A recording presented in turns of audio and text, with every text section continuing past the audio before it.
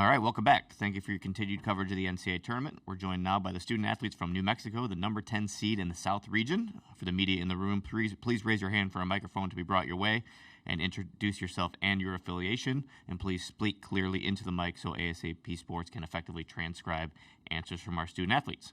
With that, we'll go into a Q&A. We're going to start on the right side in the third row.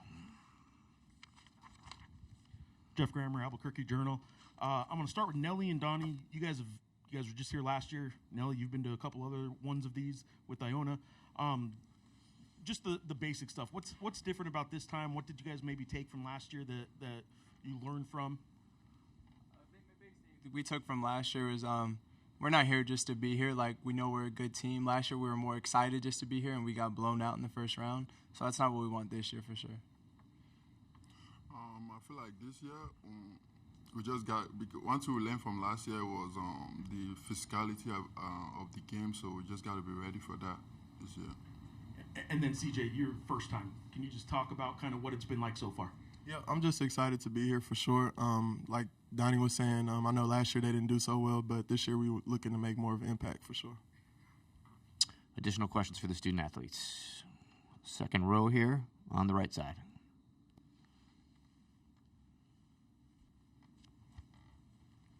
Will Weber, Santa Fe, New Mexican. CJ, you could have the assignment of guarding Cam tomorrow at some point, but just talk about the scouting report for trying to stop a player like that. Yeah, obviously he's a really good player, really good team as well, but they do a lot of, dribble drive stuff and then can shoot the three really well, so emphasis on guarding the three-point line in the drive for sure. We'll go back here to the right side in the second row. Donnie, similar kind of matchup question. Stevie Mitchell's probably going to be guarding you. What do you see in him as a defender, and does he remind you of anybody that has defended you so far this season? Not someone that defended me this season, but he reminds me a lot of a former teammate, House.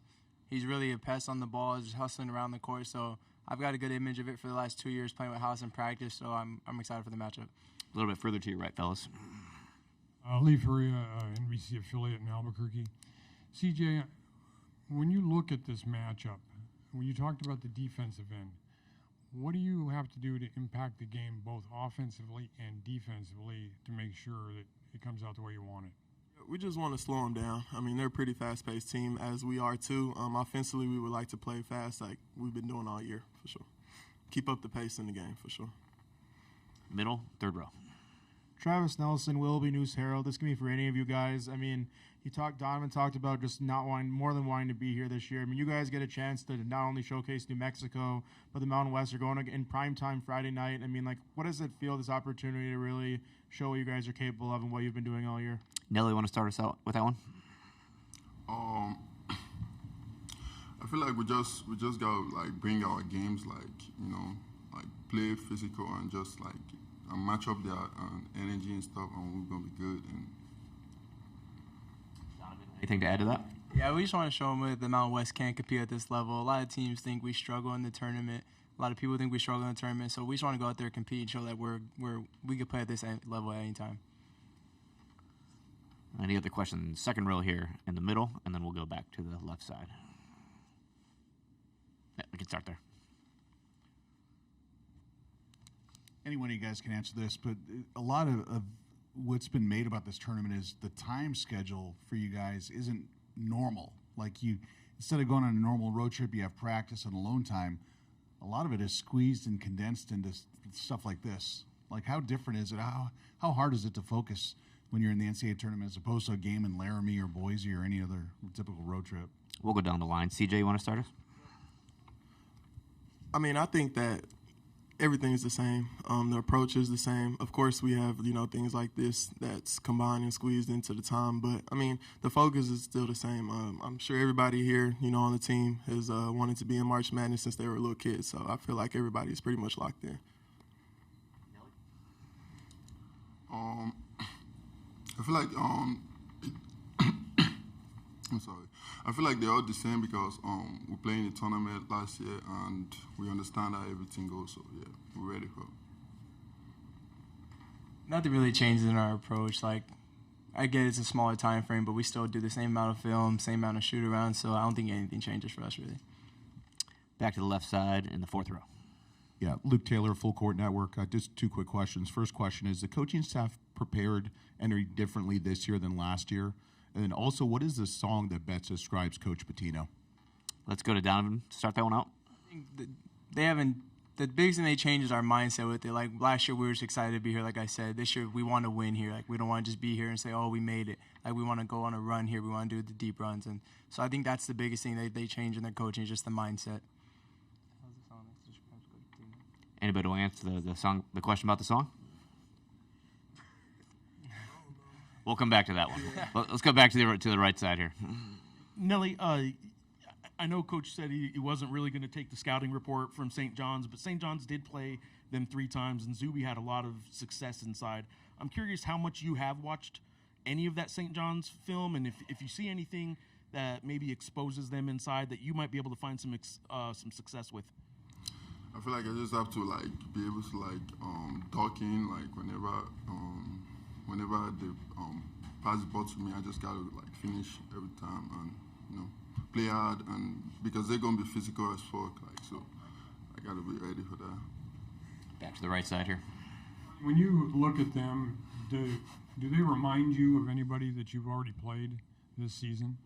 Yeah, we think on the defense side, they remind us a little bit of San Diego State. They run a lot of switching, run through 5, and we just kind of have to attack one-on-one to really, like, we're going to get the matchup we want, the mismatch. So they remind us a lot of San Diego State on the defense side of the ball. Left side, third row. Joe Rady, Associated Press. Is there anything that Coach Pitino relays stories about his dad, or you ever notice anything that he might be similar to his dad? He tries to stay away from being like his dad a lot. Like, he says his dad's a lot more on the yelling side, the crazy side. Coach P's more relaxed. He'll get on you if he has to, but he's not like his dad that much in the coaching side. You can ask Nelly, though, that one. It is different for sure. Like, he's way different from his dad. Additional questions for these student athletes? Going once? All right, guys, we're all set. Thanks for your time. All right, welcome back. We're pleased now to be joined by Richard Pitino, head coach of the New Mexico Lobos. Coach, thanks for joining us. You want to start us out with an opening statement, please? Yeah, certainly very, very honored and proud of our program to be back in this amazing tournament. Phenomenal year for our guys. To lose kind of the pieces that we lost, to be able to rebuild like everybody's doing is certainly hard and challenging, but really, really excited about this opportunity. Go to questions. Third row on the right, Coach. Jeff Grammer, Albuquerque Journal. A lot has sort of already been talked about the 2 great point guards, both getting some All-America honors between Cam and Donnie, but I don't imagine they're actually going to be defending each other very much. Is it safe to say True will probably have a lot of the defensive assignment on Cam, and are you expecting Stevie to have a lot of the defensive assignment on Donnie? Yes and yes. Good scouting report there, Jeff. Yeah, I mean, I think obviously Stevie's a phenomenal defender, one of the best in the country. So I would assume that. And then, we'll give different looks on Cam, who is certainly a terrific player as well. Donnie described Stevie as reminding him a little bit of Jalen House. Do you see some similarities in the defensive style there? Yeah, really physical, probably a little bit more physical than Jalen, but aggressive on the ball. I think reminds me a little bit of some of those San Diego State guards, physicality-wise. But, yeah, they play on the perimeter a lot offensively, so you may think that they're not as physical as they are, but it'll be one of the most physical teams we've played all year. Let's go to the front row here. Brad Bourne, Akron Beacon Journal here. You and your father, completely different styles of coaching, but you've been around the game since you were probably in diapers. How much has he helped mold your coaching philosophy, and how much does that really play out at New Mexico? Yeah, a lot. Very lucky to have worked for him. Certainly grown up around him my whole life. I think the biggest thing that I try to take from him is just his relentless drive to win and make people better. We do it differently, but that's more because he's 72 and I'm 42.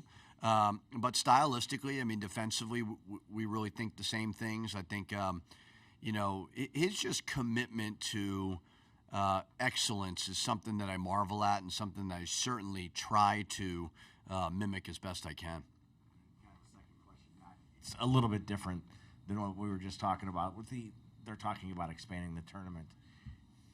Is it going to help the Power Fours, or will it help more the mid-majors? I know you guys had a lot of success this year getting 4 teams in. If it goes to that 76 like they're talking, where do you think it's going to help the Power Fours? Great question. I think everything is geared to help the Power Fours right now. And that's just the system is what it is. I'm not saying – I don't look at us like a mid-major. I understand the term, but, I mean, we get $15,000 a game. There's not a whole lot of difference between our resources and when I was at Minnesota. Now, just the metrics and the way that they're breaking down at-large bids, it's going to be more and more difficult. You look at the SEC, and not to say they're not really good. Certainly they are, but every game is a quad one opportunity. So it kind of is what it is. I'm not as offended by expanding as everybody else is. I don't think it's going to really substantially change a whole lot. I mean, we're in a profession right now. I'm a coach who's been fired for not going to the tournament enough. You've got football, about 60% of teams are going to bowl games, and, coaches are keeping their jobs and players are not having to turn over all the time. I don't see why it's so bad to have a little bit more in there. So I don't think it would ruin the tournament by any means. I think it's going to happen, but I think everything right now is geared towards Power Four. Left side coach in the third row. The Associated Press. What's it been like having a player like Nelly who started with your dad at Iona and then transferred to you? Is he kind of an honorary family member now with all 5 years? And then also in terms of family rooting interest, how good is it that St. John's is on that Thursday, Saturday, and you guys are on Friday, Sunday? Yeah, Nelly, there's been many times this year where he's jokingly said to me, I'm not going to get yelled at by another Patino again. It's been 5 years of you two. I'm sick of you guys. But, yeah, honorary family member would be a good call. I mean, love him. He's certainly had a great year. But just as a person, he's one of my favorites. He's so loyal. He's easy to be around. And he's a really good player. As for the game schedule, yeah, it's great. I mean, we've had a lot of games that have been around the same time because of the Big East, TV contract to do with CBS and Fox Sports as well. So when I'm able to watch, it's a lot of fun. So their game tonight's a little late. Don't really love that, but certainly when I have the opportunity, pulling for St. John's in a big way. Stay on the left side coach in the fourth row. Coach Luke Taylor, Full Court Network. How is you and your staff balancing still competing in the tournament and then dealing with all the other stuff like NIL, transfer portal going on kind of at the same time? Yeah, I mean, I'm not dealing with transfer portal stuff much now. I think they've got their, ears and eyes open for sure. We've started conversations with, our players because, hopefully we win and we're continuing to play. But the portal opens Monday, which is absolute insanity. But there's going to be a lot of volatility, coaching changes, players, everything is going to go on. So we've started the conversations with our roster about staying and being able to figure all that out. So it's not ideal. I mean, we could sit here for hours and talk about how crazy the system is right now, but we certainly got to do our job with retaining the key pieces in this locker room. Thanks, Coach. We're going to have 3 in a row on the right side. Marquette's last game was obviously a film you looked at, like all of them, but Zuby had a lot of success inside.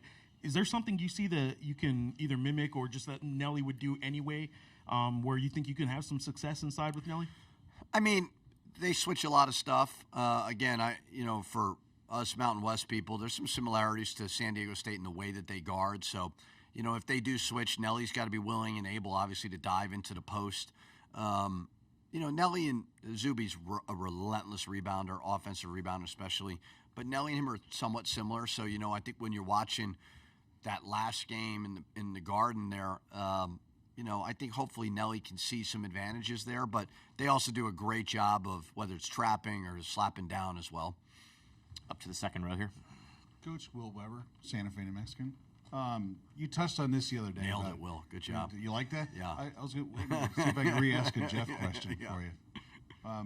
You touched on this the other day about Billy Donovan's role between you and Shaka, how you took his spot on Florida staff. But just talk about the impact Coach Donovan has had for you, and I'll ask the same thing to Shaka when he comes in here. Everything.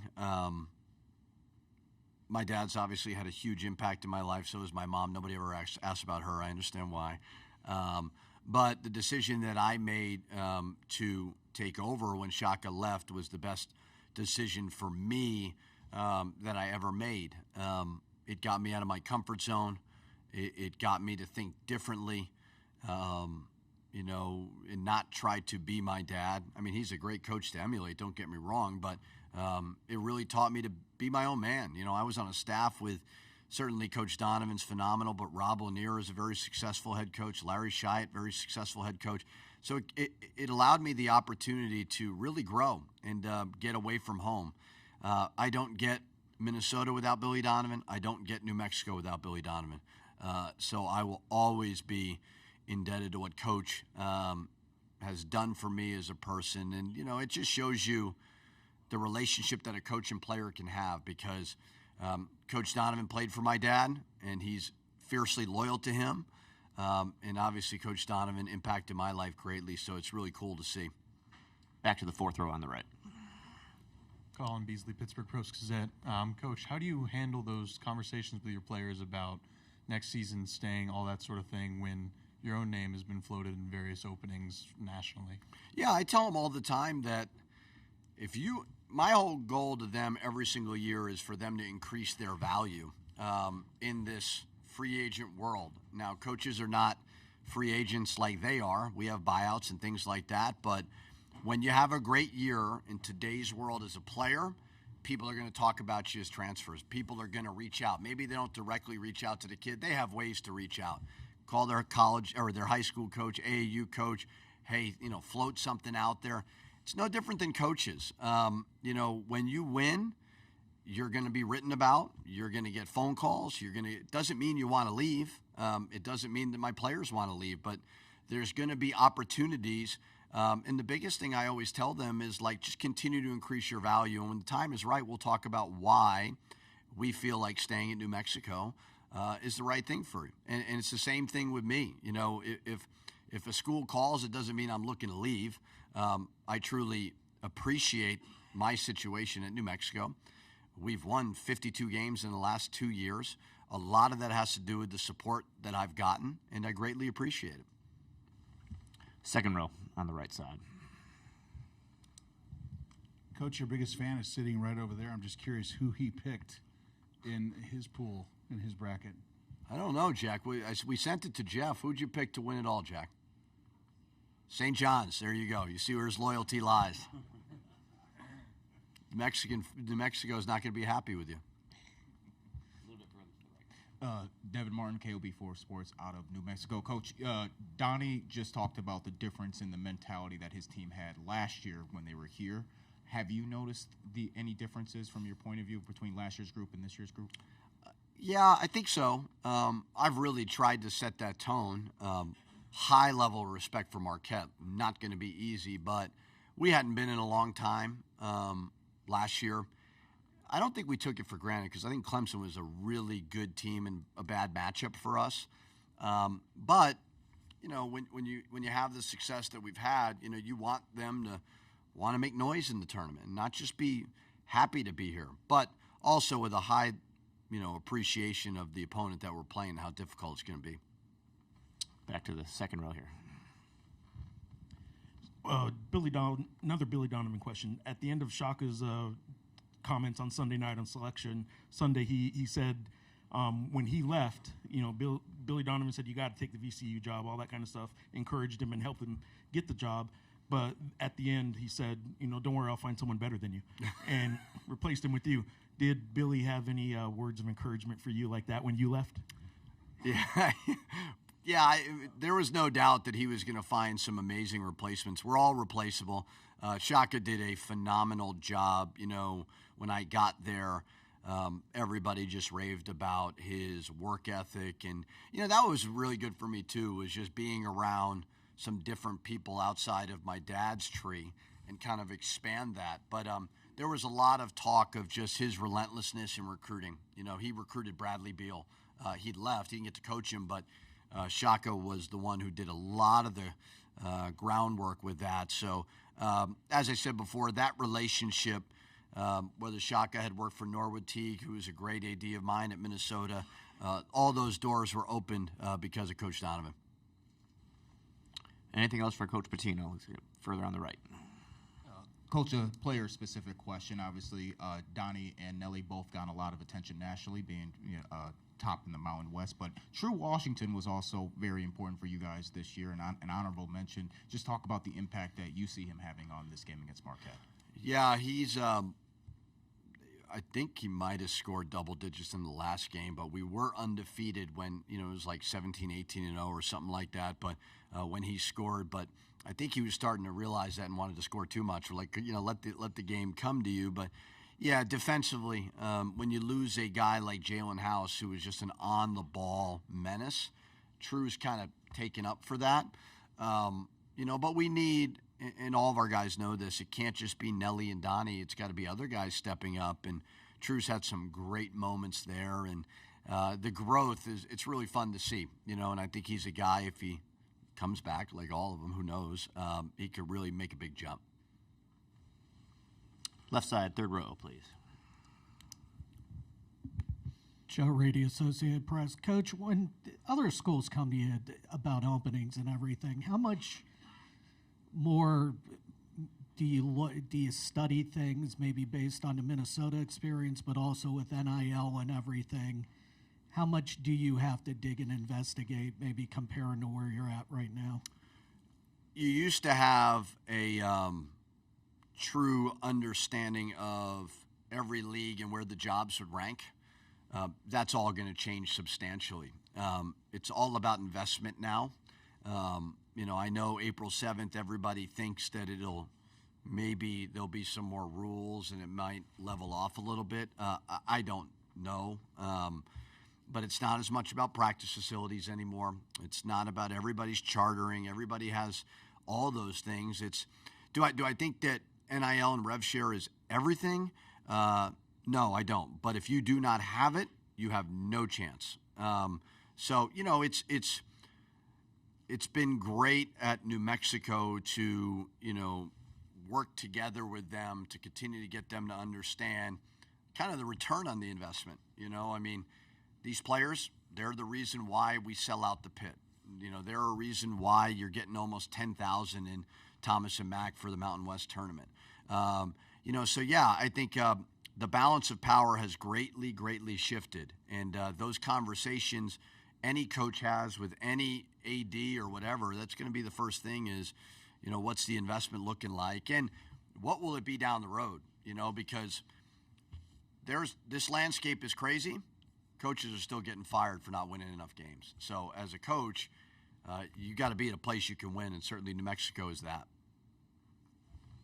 Any other questions for Coach? All right, we're all set. Thank you. Thank you, sir. Good to see you, buddy.